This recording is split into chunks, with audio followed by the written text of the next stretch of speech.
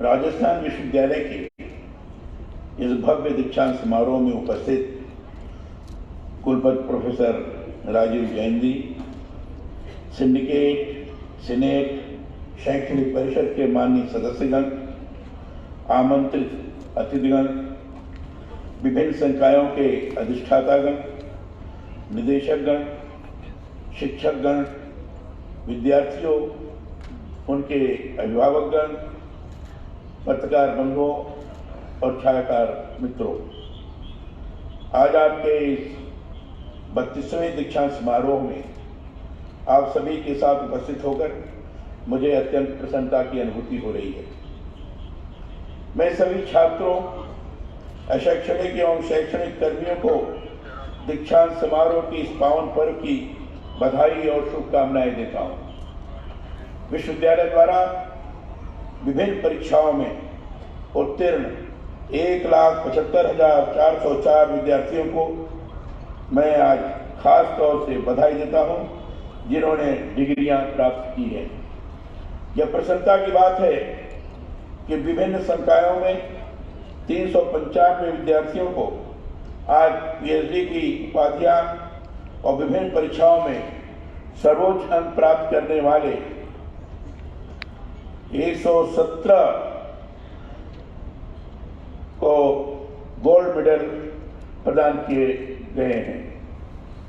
मैं सभी के उज्जवल भविष्य की कामना करते हुए यह अपेक्षा भी करता हूं कि आप सभी अपनी शिक्षा का राष्ट्र और समाज के उत्थान के लिए भविष्य में उपयोग करेंगे।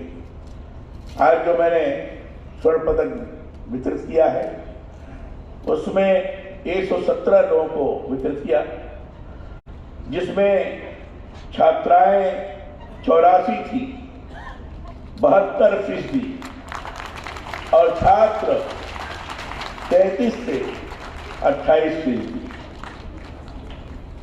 यह बड़ा ही सुखद लगा है कि छात्राएं इस दिशा में बड़ी तेजी से आगे बढ़ रही हैं। गोल्ड मेडल, अधिक से अधिक क्षेत्रों में काम करने की दृष्टि से अगुवाई इस समय छात्राओं की सर्वाधिक बढ़ती जा रही है।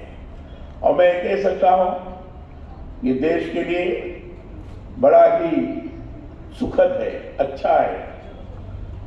छात्राओं द्वारा इस तरीके से अंक प्राप्त करना, स्वर्ण पदक प्राप्त करना उनके परिश्रम को दर्शाता है। 33 छात्रों ने स्वर्ण पदक प्राप्त किया है। अपेक्षा करता हूं छात्र भी इसी दिशा में और अधिक परिश्रम करके स्वर्ण पदक प्राप्त करें तो ज्यादा अच्छा होगा, ज्यादा उपयुक्त होगा। मैं उन सभी लोगों को फिर से बधाई देता हूं और शुभकामनाएं प्रेषित करता हूं। उपनिषदों में दीक्षांत को समावर्तन संस्कार की संज्ञा दी गई है। समावर्तन संस्कार के अंतर्गत समाज और राष्ट्र के प्रति स्नातक के उत्तरदायित्वों, समाज कल्याण में उनकी भूमिका आत्म विस्तार से चर्चा की गई है। दीक्षांत नए जीवन की शुरुआत है। इस अवसर पर मैं आप सभी को आग्रह करता हूं कि अपनी अर्जित शिक्षा को समाजोत्थान के कार्य में लगाएं। दीक्षांत समारोह असल में जीवन से जुड़े संस्कारों का आलोक पथ ही है। मैं चाहता हूं भारतीय संस्कृति से जुड़े आदर्शों की ओर उन्मुख होते आप सभी शिक्षा में निहित मूल्यों को जीवन व्यवहार में उपयोग में लाएं। महर्षि अरविंद ने लिखा है, हम अपने परिवार के लिए नहीं पढ़ते, हम कोई अच्छा पद पाने के लिए भी नहीं पढ़ते, हम कोई उपाधि प्राप्त करने के लिए भी नहीं पढ़ते, हम सीखने के लिए, जानने के लिए और इस संसार को समझने तथा इससे मिलने वाले आनंद के लिए पढ़ते हैं।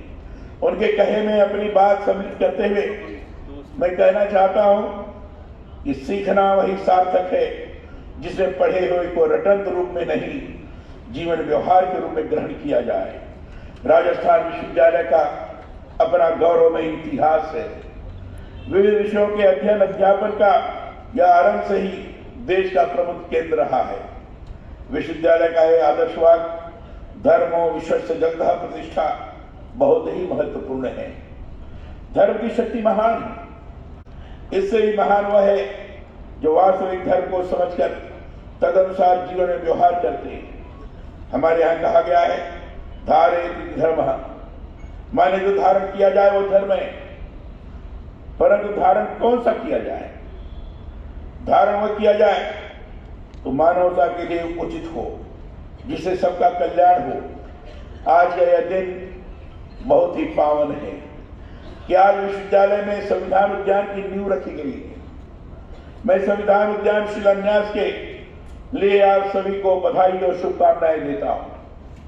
आप सभी को यह विदित होगा कि अभी 3 जनवरी को राजभवन में माननीय राष्ट्रपति श्रीमती द्रौपदी मुर्मू ने संविधान उद्यान का लोकार्पण किया था।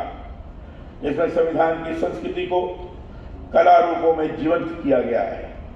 मैं चाहूंगा आप सभी भी भविष्य में वहां आवें और उसका अवलोकन करें।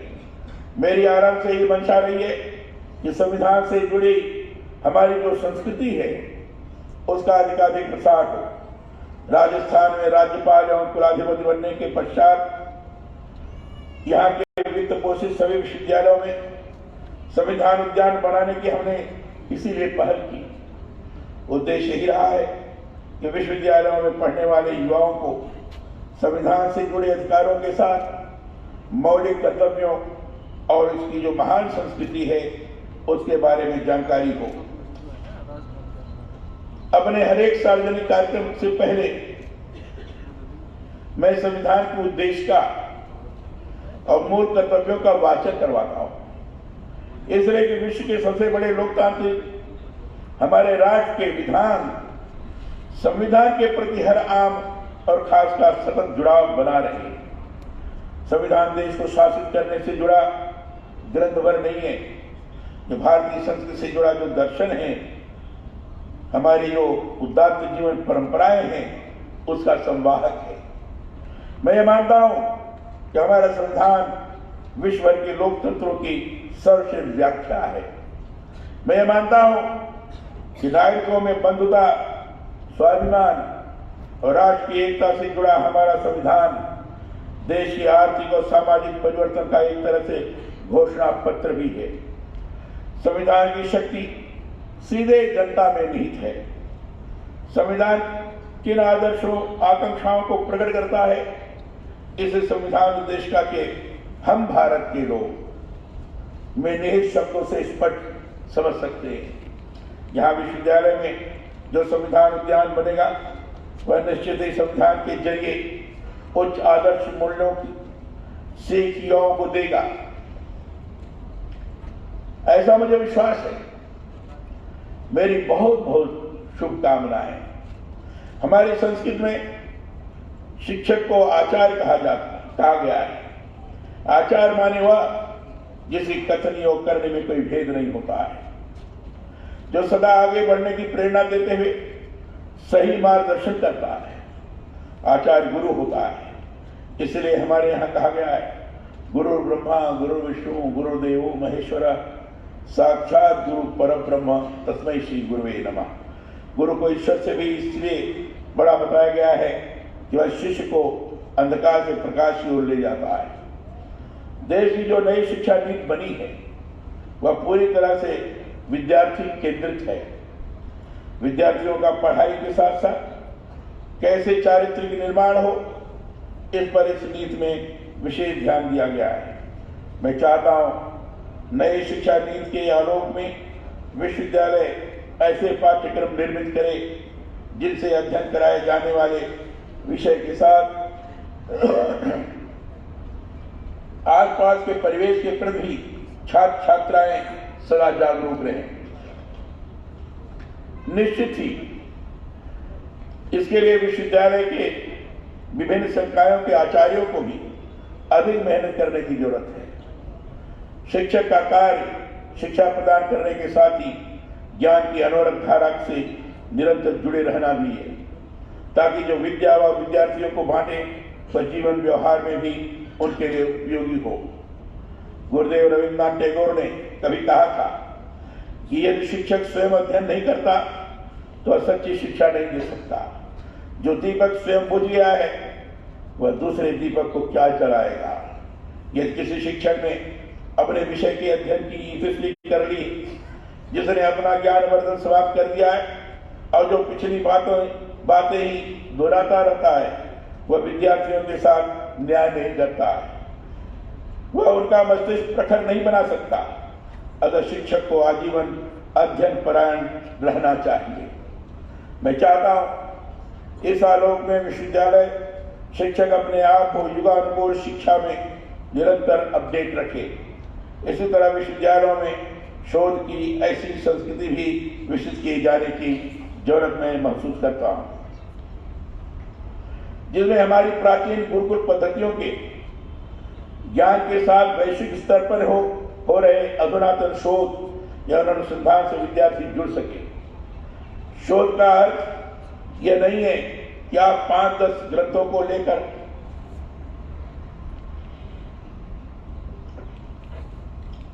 उसके आधार पर एक और ग्रंथ तैयार कर दें। शोध का अर्थ है उपलब्ध ज्ञान के आधार पर मौलिक स्थापना करना। इस परिप्रेक्ष्य में इस तरह की शोध संस्कृति की मैं प्रस्तावना करता हूं, जिससे किए गए शोध का बृहद स्तर पर समाज और राष्ट्र को लाभ मिले। विश्वविद्यालय को चाहिए तो विभिन्न संकायों में ऐसे विषय संदर्भ एकत्र करे जिन पर पहले कभी चिंतन मनन नहीं हुआ है। इस तरह की अनुसंधान तकनीक विकसित करे जिससे मौलिक स्तर पर विचारे गए कार्य को आगे बढ़ाया जा सके। शोध का अर्थ है चले आ रहे चिंतन से इतर नवीनतर मौलिक स्थापनाएं करना, ताकि उसके आलोक में समाज और राष्ट्र को नई दिशाएं मिले। इस दृष्टि से विश्वविद्यालय कार्य करे। मुझे बताया गया है कि देश के प्रतिष्ठित उच्च शिक्षण संस्थान राजस्थान विश्वविद्यालय ने अपनी स्थापना के 77 वर्ष पूर्ण किए। इस विश्वविद्यालय की हमारे देश की आजादी के साथ स्थापना होना राज्य के उच्च शिक्षा के क्षेत्र का एक महत्वपूर्ण घटनाक्रम रहा है। Professor C Ranganathan, professor Raja Chalaiya, professor Yogendra Singh, professor J S. Bhalla, professor P L. Sarrao, professor Daya Krishna, professor P N. Srivastava, professor P R. Mehta जैसे अनेक शिक्षाविदों से इस विद्यालय की पहचान रही है। मैं चाहता हूं यह परंपरा आगे भी बनी रहे। हम सबके लिए यह भी गौरव की बात है कि विश्वविद्यालय के महाराजा कॉलेज एवं विधि महाविद्यालय की छात्र रहे ख्यात प्राप्त विद्वक्ता श्री जगदीप धनखड़ आज देश के माननीय उपराष्ट्रपति पद पर प्रतिष्ठित है। मुझे ज्ञात हुआ है विश्वविद्यालय के 2 वैज्ञानिक शिक्षकों प्रोफेसर आर.सी. मेहरोत्रा और प्रोफेसर आई.पी. जैन को अमेरिका की प्रसिद्ध स्टैनफोर्ड यूनिवर्सिटी द्वारा किए गए स्वतंत्र अध्ययन के आधार पर शेष 2% भारतीय वैज्ञानिकों की सूची में शामिल किया गया है। इसी तरह यहाँ के प्रोफेसर पीजे जॉन, जो अमेरिका की सोसाइटी ऑफ टॉक्सिकोलॉजी ने अपने 61वीं वार्षिक बैठक में global senior research scholar exchange program award से सम्मानित किया है। यह महत्वपूर्ण है। मैं इसके लिए उन्हें बधाई देता हूं। विश्वविद्यालय वह प्रकाश पुंज है जहां पूरे समाज को प्रकाश पहुंचता है। यह जानना सुखद है कि आपके इस विश्वविद्यालय में जनसंपर्क कार्यालय की पहल से अध्ययन करने वाले प्रत्येक नियमित छात्र को सामूहिक दुर्घटना बीमा का लाभ मिल रहा है। विश्वविद्यालय में 16 करोड़ रुपए के बीसरपुर जल परियोजना, मानवीय पीठ सभागार को 4 करोड़ 88 लाख रुपए की लागत से नवीनीकृत किए जाने के कार्य तथा विश्वविद्यालय परिसर में बाबा साहब अम्बेडकर के नाम से 15 करोड़ रुपए की राशि से नवनिर्मित केंद्रीय पुस्तकालय भवन की पहल सराहनीय है, प्रशंसनीय है। मुझे बताया गया है कि विश्वविद्यालय में